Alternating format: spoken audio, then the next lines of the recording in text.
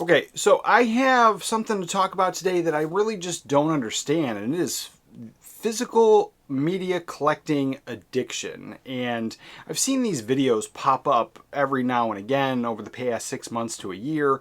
And then just this morning, there was like 3 of them on my homepage. And, I tried watching a couple of them today, and I don't really get it. So, from what I was gathering from the one guy who was talking, it was really more about curating the collection or having such a big collection and just buying too much and then maybe needing to slow down. Now, I'm not an expert. I don't, claim to know anything about addiction, but I do know that I do have an addictive personality. So like, especially when I learn something new, I do all the cooking in the house. So if I learn a new dish, I tend to cook it like 3 or 4 times a week for the next couple weeks, just so I think I nail it, but then I also really enjoy it. And so like there is that kind of mentality of like overdoing something.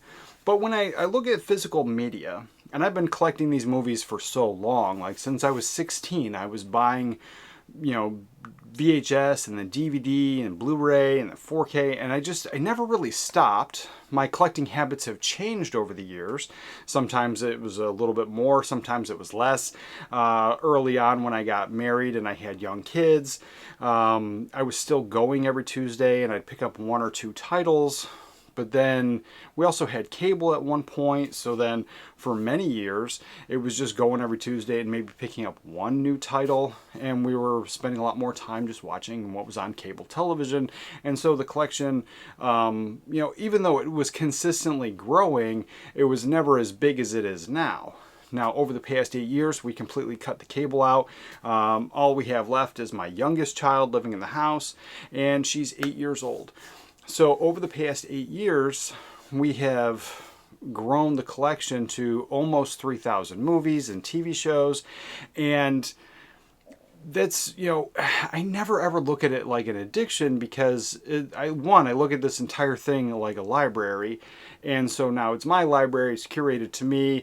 These are the movies that I like, my family likes. A few movies that are in this house that I don't like are because somebody else in the family does like them. So it's our library. But even this month, just this month alone, I hardly bought any movies. I kind of stopped on the pre-order. And now where I see where addiction and maybe overspending and, I don't need to pay this bill because I got to buy all this stuff, can maybe come into play. And if that's what they're talking about, but they're not saying it, is the YouTuber, influencer, oh my God, this stuff is coming out. Oh my God, I want this stuff. And all these new pre-orders of these great movies. And then everyone's talking about it. And then, people leaving comments. They're like, I'm going to get these things.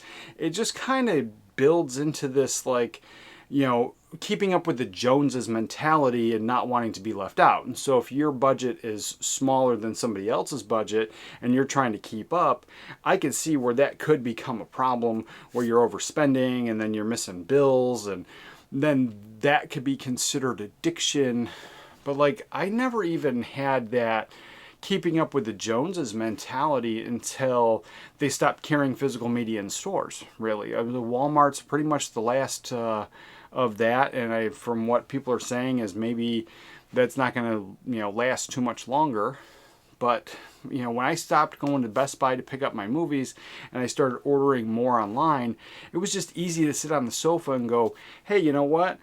I want this, this, and this, plus I want the 3 pre-orders that I talked about, and then these are on sale, so I can't leave these in the cart. And it has that casino mentality where I'm not taking cash out of my wallet to buy this stuff, and it's all digital transactions, and then I just click a button and then it just shows up, and there's no actual, like, in my brain at the time, consequences of putting the stuff in the cart and pushing the button. And so then there were months where I had over 100 movies show up throughout the month. And then like when I'm doing my physical media haul, I'm doing like two in the month, where like the first month's like 40 movies and the second part of the month is 60 movies.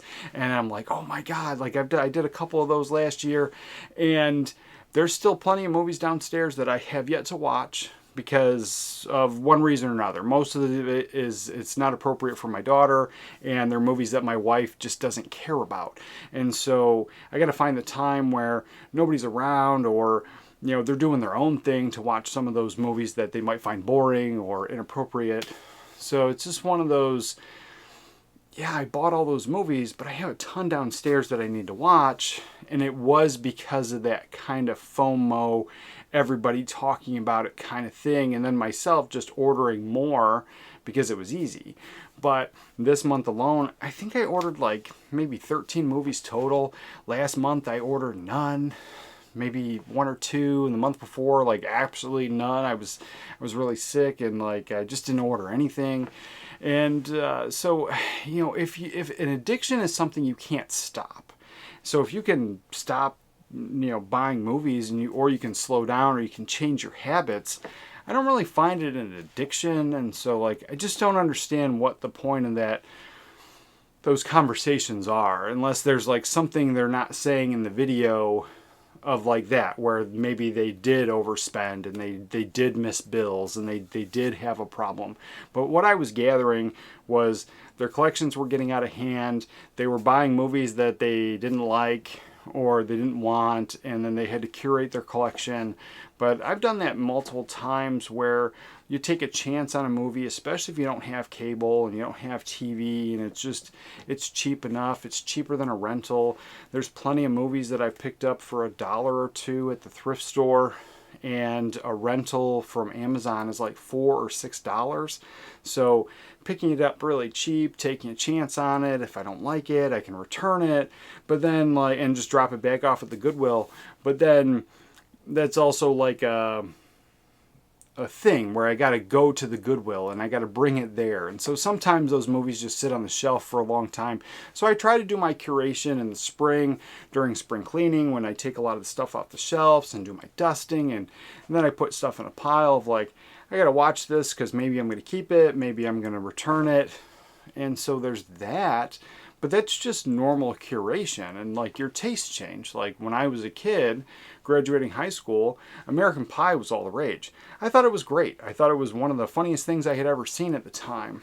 I recently rewatched it, and it's fine, but it's not as good as when I was younger. And there was plenty of those raunchy comedies that I recently revisited where I've kind of changed my mind on it. But I've had them in my collection for so many years. So it's one of those things, not where I bought it because I took a chance and I just don't really like it. It's my tastes have changed. And so constantly curating your collection is a huge thing. And that was part of one person's video talking about addiction, was the whole curation process. But then the other thing was like somebody was talking about like collecting addiction and then just hoarding. Now, if in my brain, a hoarder is somebody who has like piles over here and piles over here and piles just stacked up and things just stacked up and everything about to just kind of fall over. If everything sits on a shelf nicely and neatly, I don't see it hoarding. And I mention that because there's been multiple times where I've made videos talking about that, and then people in the comments are like, well, if you have more than 1 or 2 items, like you're a hoarder. And I was like, well, I don't see it that way, because I can easily get rid of the stuff. I don't always have to. And then once I've run out of room, it's either time to make room and curate the collection a little bit more, or if I don't need to buy any movies at that moment. I have a full library. All my shelves are completely packed, and there's that. So it is one of those things that I guess it's really an open-ended conversation, but it's something that was coming up specifically with physical media, and I don't think the physical media is the problem. I don't think the addiction is the physical media. I think there's maybe an underlying issue. Maybe somebody needs to fill some kind of void, and you could easily switch out the physical media for any other thing. Gambling, drinking, anything. I think you can. I don't think the actual buying movies is the problem. I think that everybody deals with things differently. So I don't know. Let me know in the comments down below what you think of all this.